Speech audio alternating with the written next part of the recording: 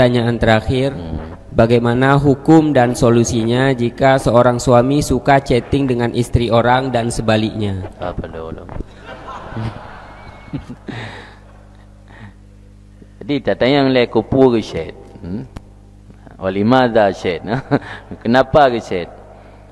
Atena tiro orang ke chat lakogo. Nyan menyo urang terima chat nyan punya niat baik, nyan akan gearahkan urinang buno kepada jalan yang baik.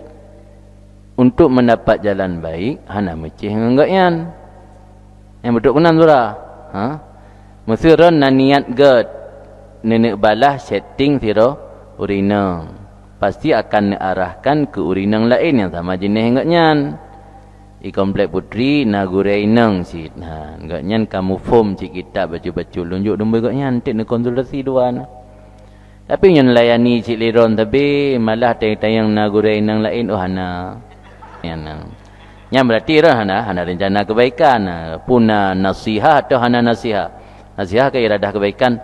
Nyatanya betul-betul ina nasihat tak iradah kebaikan ke urang yang settingan, tak arahkan urang nyan menyogetemang yang persoalan hukum atau curhat, tak arahkan ke jalan yang tak jalan yang tak arahkan ke orang yang tapi inang ke. Pegah na alumni pulan, na gure pulan kan, yang konsultasi juduan yang lebih terarah baik dengan long.